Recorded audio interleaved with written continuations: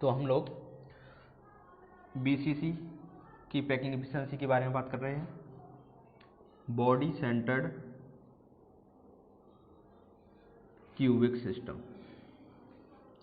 तो सबसे पहले आप एक यूनिट सेल बनाइए और जो भी आपको यहाँ पढ़ाया जाए साथ में नोट करते जाया करो।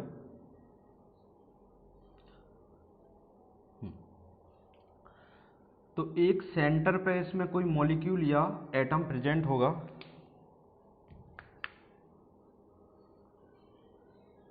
और कॉर्नर पे भी कुछ प्रेजेंट होंगे इस तरीके से। माना कि इसकी जो त्रिज्या है r है और इसकी भी त्रिज्या r है और ये वाली भी r है, ये भी r है।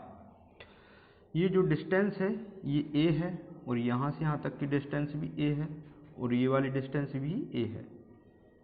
ठीक, हम इन्हें कुछ नाम दे देते हैं A, B, C, D।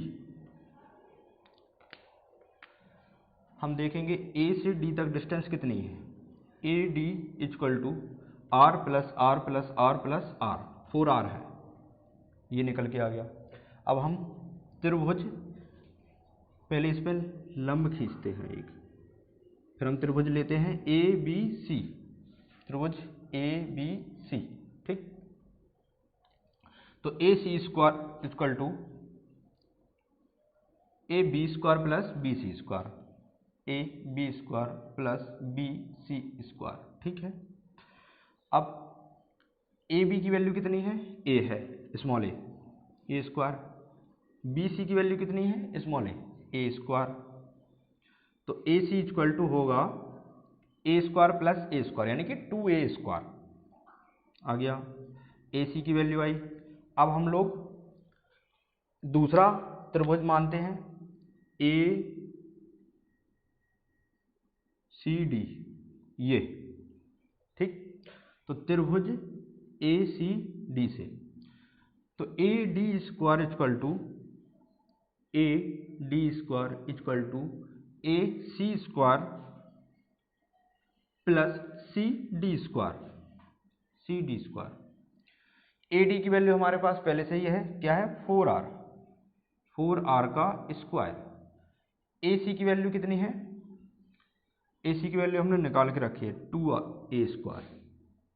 CD की वैल्यू A है, A स्क्वायर हो गया 3A स्क्वायर, ये हो जाएगा 6R स्क्वायर, 60R स्क्वायर। तो R square equal to 3A square upon 16। ठीक, अब R स्क्वायर इक्वल टू हो जाएगा, यहाँ लिख दें R square, R equal to √3A upon 4।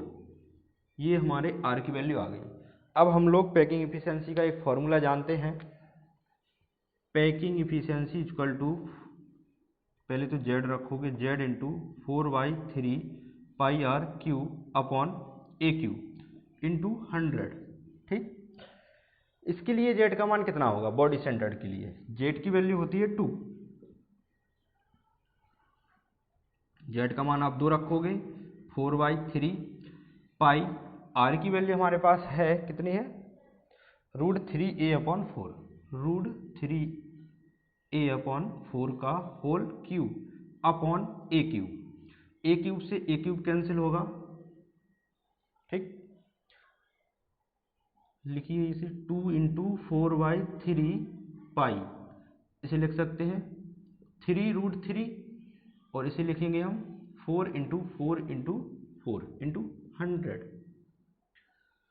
4 से 4 को आप कैंसिल कर सकते हो, इससे इसको कैंसिल कर सकते हो, तो आ जाएगा 3√3, 3 से 3 को कैंसिल कर दो। ठीक, √3 पाई अपॉन 4 इंटू 100। तो जो वैल्यू सॉल्व होके आएगी 68%। तो इसकी पैकिंग इफिशियंसी आ गई 68%। अब हम इसका एम्प्टी स्पेस निकालेंगे। तो एम्प्टी स्पेस के लिए हम लोग 100% में से 68% माइनस कर देंगे। तो एम्प्टी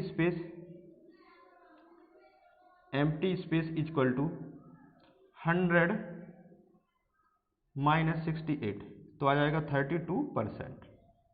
तो इस तरीके से हम लोग बीसीसी के लिए पैकिंग एफिशिएंसी कैलकुलेट कर सकते हैं। अब हम बात करेंगे एफसीसी के लिए।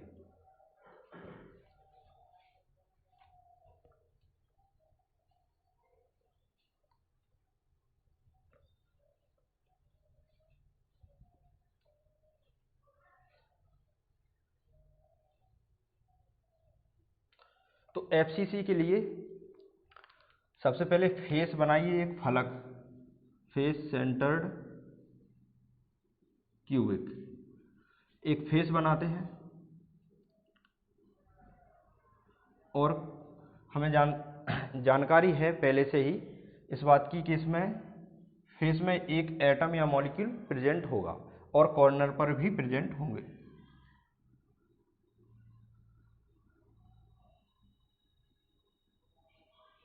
इस तरीके से इसे हम ए बोल सकते हैं, इसे बी और ये सी हो गया। यहाँ से यहाँ तक की रेडियस आर, और ये भी आर, और ये भी आर, और ये भी आर, यानी कि ए सी इक्वल टू हम लिख सकते हैं R plus R plus R plus R, 4R। Triangle त्रिभुज लगा सकते हैं हम, ए सी या ए बी सी या ए सी बी, तो A B C, A C square equal to A B square plus B C square. तो हमें पता है जो घन की भुजाएं होती हैं वो सब इक्वल होती हैं। ये भुजा ए है और ये भी ए है, ठीक, इतनी बात समझ में आ गई होगी।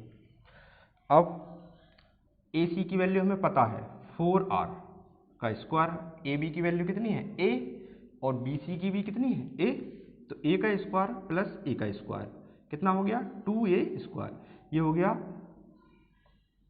16R स्क्वायर, ये कट जाएगा 8 आएगा यहाँ पर, 8R square equal to A square, तो R square equal to A square upon 8, तो R equal to A by 2√2, ये वैल्यू आ गई आर की, यानी कि रेडियस निकल के आ गई। अब हमें पता है पैकिंग एफिशिएंसी का फॉर्मूला क्या होता है, packing efficiency equal to 4Z into 4/3 pi R cube upon A cube into 100, ठीक। Z की वैल्यू इसके लिए होती है 4, पहले ही हम निकाल चुके हैं, पता है ना कैसे निकालते हैं हम। कॉर्नर पर कंट्रीब्यूशन कितना होता है, एक मॉलिक्यूल का 1/8 इंटू 8 और प्लस 6 फलक होती हैं, 6 फेस होते हैं, तो 6 इंटू 1/2, क्योंकि एक फलक का कंट्रीब्यूशन 1/2 होता है, इस वजह से 1/2 का मल्टीप्लाई कराएंगे तो पूरा कैलकुलेट होके 4 आ जाता है। अब Z की वैल्यू आप रखो 4 इंटू 4/3 पाई, आर की वैल्यू कितनी आई a/2√2, a/2√2 का whole cube upon A cube, जैसा है वैसा ही रख दो आप, इंटू 100, ठीक है। ए क्यूब से ए क्यूब, एक क्यूब में कन्वर्ट हो जाएगा तो उसे कैंसिल कर सकते हैं, ए क्यूब से ए क्यूब कैंसिल, यहाँ आ जाएगा 4/3 into 4 into pi into 1/2√2 into 1/2√2 into 1/2√2 into 100, ठीक, इतना लिख सकते हैं हम। इसको इससे कैंसिल कर सकते हैं, और ये 4 से √2 2 हो जाएंगे और ये कैंसिल हो जाएगा, और हम लिख सकते हैं पाई अपॉन 3 इंटू √2 इंटू 100, ठीक है।